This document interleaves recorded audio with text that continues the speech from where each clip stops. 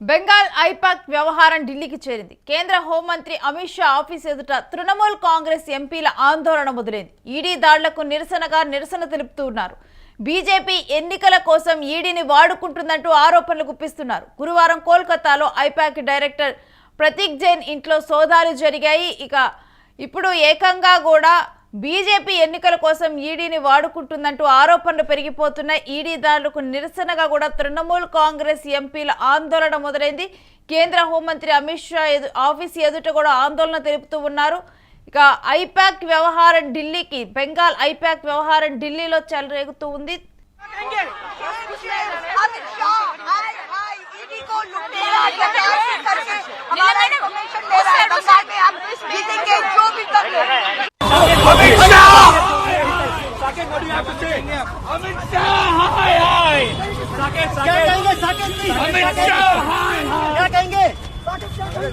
इस तरीके से सांसद को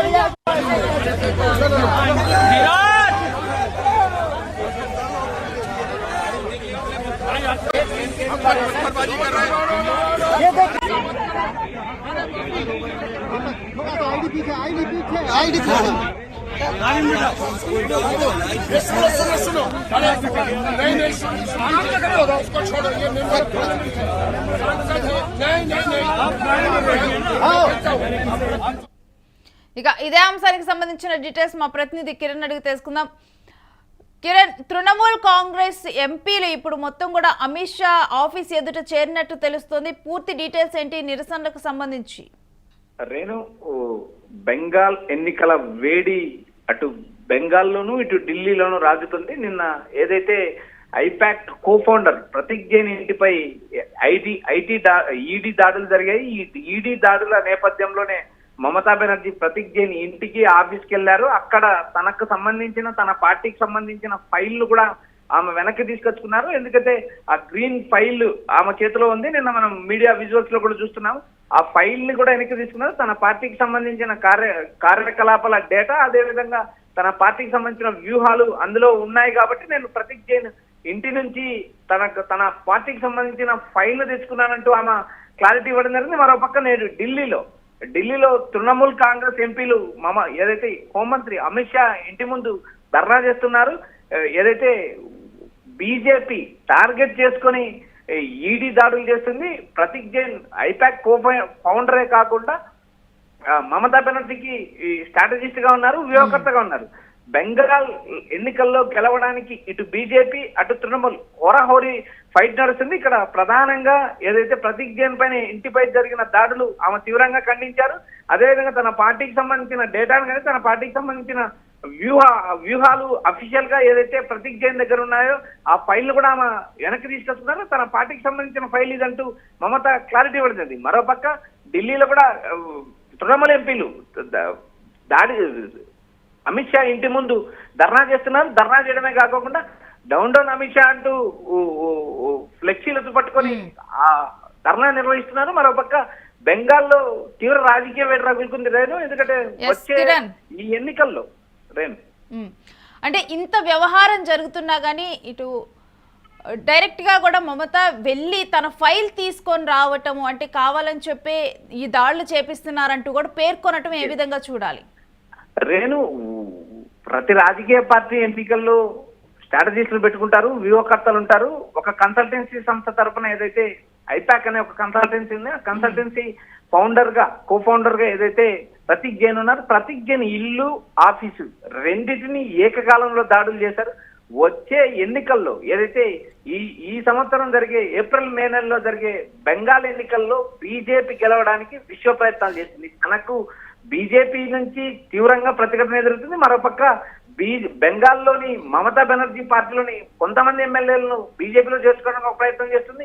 హుమయూన్ ఒక ఏదైతే తృణమూల్ కాంగ్రెస్ లో ఉన్న ఒక ఎమ్మెల్యే హుమయూన్ ను పార్టీ నుంచి బయటికి రప్పించి ఏకంగా ఒక భారీగా ఒక ఏదైతే అయోధ్యలో బాబ్రీ మసీదు లాగా ఒక మినీ బాబ్రీ మసీదు ఏర్పాటుకు రంగం సిద్ధం చేయడం, ఒక భారీ బహిరంగ సభ నిర్వహించడం, వీటినన్నిటి తెర వెనుక బీజేపీ ఉందంటూ ఇప్పటికే మమత ఆరోపణలు చూపిస్తున్నారు. మరోపక్క ఈ ఎన్నికల వేడి ఏదైతే రగిలిందో ఆ వేడి అటు ఢిల్లీకి చేరింది. ఢిల్లీలో అమిత్ షా ప్రమేయంతోనే ఈడీ దాడులు జరుగుతున్నాయి. దీనికి ప్రధాన కారణం అమిత్ షానే. వచ్చే ఎన్నికల్లో బీజేపీ ఓడిపోతుంది కాబట్టి ఈ విధమైన దాడులకు పాల్పడుతుందంటూ తృణమూల్ ఎంపీలు ఆరోపిస్తున్నారు. మరోపక్క ఏదైతే ప్రతీక్ జైన్, ఏదైతే ఐపాక్ కో ఫౌండర్ ఇంటిపైన దాడులు జరగడం, మమత ఫైల్ ను రిటర్న్ తెచ్చుకోవడం, మరోపక్క వచ్చే ఎన్నికల్లో ఇటు బీజేపీ అటు తృణమూల్ హోరాహోరీ పోరు నడుస్తుంది. ఇప్పటికే ఊహించిన మేరకు ఏదైతే బీజేపీకి గ్రాస్ రేట్ పెరిగింది. ఎందుకంటే ఏదైతే మైనారిటీ దళిత ఓటింగ్ లో కొంత శాతం బీజేపీ వైపు టర్న్ అవుతుంది. మరోపక్క నిరుద్యోగులు కూడా ఇటు బీజేపీ వైపు మొగ్గు చూపుతారంటూ కొన్ని సర్వేలు చెప్తున్నాయి. ప్రస్తుతానికి ఇప్పటికి మనకు అందుతున్న సర్వేల ప్రకారం స్మాల్ ఎడ్జ్ లో మమతా బెనర్జీ ప్రభుత్వం ఏర్పాటు చేస్తుందంటూ సమాచారం వినిపిస్తుంది. కానీ ఈ స్మాల్ ఎడ్జ్ అనేది చివరి వరకు ఎన్నికల వరకు నిలబడే అవకాశం లేదు. ఎందుకంటే ఒక ఎన్నికల డేటాను మనం పరిశీలించినప్పుడు 8 నుంచి 9% తేడా ఉన్నా కూడా ఎన్నికలకు 3-4 నెలల ముందు కూడా మారే సమీకరణాలు ఉంటాయి. ఎన్నికలకు 10 రోజుల ముందు కూడా ప్రభుత్వాలు తీసుకున్న నిర్ణయాలు కానీ ఈక్వేషన్లు కానీ ఆ ఎన్నికల గెలుపు ఓటములు ప్రభావం చేసే అవకాశం ఉన్నాయి. అందుకు మనం ఆంధ్రలో బెస్ట్ ఎగ్జాంపుల్ చూసాం. జగన్మోహన్ రెడ్డికి ఓ దారుణమైన ఓటమి వచ్చింది. ఇలా రకరకాల ఉదాహరణలు కూడా మనం దేశవ్యాప్తంగా చెప్పే అవకాశం ప్రస్తుతం. ముఖ్యంగా కూడా బీజేపీ ఈడీని వాడుకొని ప్రతిపక్షాలను భయపెడుతుంది, అక్కడ ఉన్నటువంటి ఆపోజిట్ పార్టీలను భయపెడుతుంది అనే ఆరోపణలు పెరిగిపోతున్నాయి. మన కర్ణాటక ఎన్నికల సమయం తర్వాత కూడా డీకే ఒక ఇంటర్వ్యూలో ప్రస్తావించినప్పుడు తన గనక బీజేపీలోకి రాకపోతే తన మీద ఈడీ కేసులు పెడతానంటూ ముందుగానే బీజేపీ వార్న్ చేసింది తనని చెప్పటం కానీ, ఎక్కడ ఎలక్షన్స్ జరుగుతున్నా కానీ అక్కడ బీజేపీ స్ట్రాటజీ వాడుతుంది అవతల నేతలను భయపెట్టడానికి అనే ఆరోపణలు పెరుగుతున్నాయి. రేణు, ఇక్కడ బీజేపీ వర్షన్ మనం గమనించినప్పుడు దేశవ్యాప్తంగా బీజేపీ హవా కొనసాగుతా ఉంది.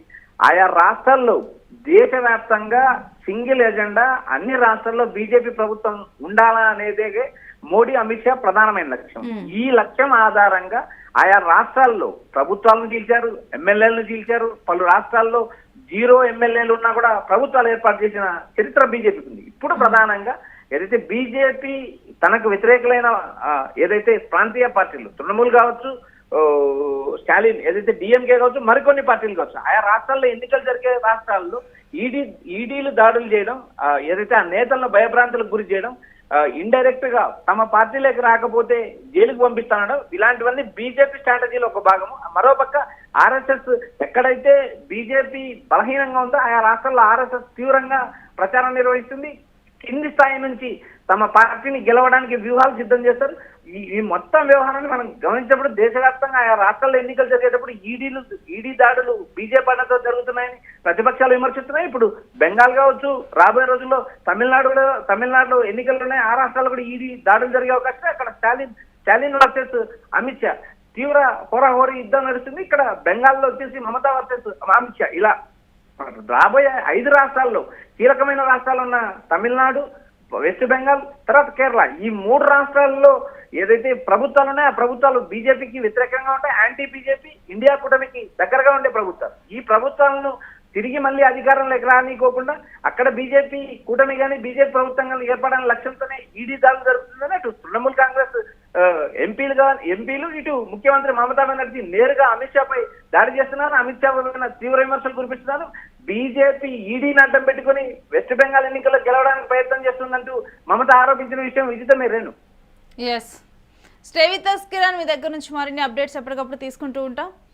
ఇక బీజేపీ ఎన్నికల కోసం ఈడీని వాడుకుంటుంది అనే ఆరోపణలు పెరిగిపోతూ ఉన్నాయి. ఇప్పుడు బెంగాల్లో కూడా ఇటువంటి పరిస్థితులే కనిపిస్తున్నాయంటూ కూడా కనిపిస్తూ ఉన్న పరిణామాలు అయితే కనిపిస్తూ ఉన్నాయి. దీని మీద రాజకీయ వర్గాల్లో కూడా చర్చ జరుగుతోంది. ఢిల్లీకి బెంగాల్ ఐపాక్ వ్యవహారం చేరింది. కేంద్ర హోంమంత్రి అమిత్ షా ఆఫీస్ ఎదుట తృణమూల్ కాంగ్రెస్ ఎంపీల ఆందోళనను మనం చూస్తున్నాం. వాళ్ళందరూ కూడా అమిత్ షానే ఈ దాడులకు కారణం అంటూ కూడా ఎమ్మెల్యేలందరూ కూడా తృణమూల్ ఎమ్మెల్యేలు అక్కడికి చేరుకోవడం, తృణమూల్ కాంగ్రెస్ ఎమ్మెల్యేలు వాళ్ళ ఆందోళన జరపడం, అదే సమయంలో పోలీసులు వాళ్ళు అక్కడి నుంచి తీసుకొని వెళ్లే ప్రయత్నం చేశారు. ఇక ఈడీ దాడులకు నిరసనగా కూడా ఈ నిరసనలు తెలపడం అనేది జరిగింది. ఇక మరొకసారి మనం మమతా బెనర్జీ విషయం చూసినా కానీ ఇక వెంటనే తాను కూడా తన ఫైల్స్ని తెచ్చుకోవటం అయితే జరిగింది. వెంటనే కూడా తాను అక్కడికి వెళ్ళిపోయి, ఎందుకంటే ఆ ఫైల్స్లో కూడా వాళ్ళ పార్టీకి సంబంధించిన ఇన్ఫర్మేషన్ ఉందంటూ కూడా ప్రతీక్ జైన్ ఇంట్లో సోదాలు జరిగిన తరువాత తాను వెళ్ళి తన ఫైల్ని తీసుకొని రావటం గమనార్హం.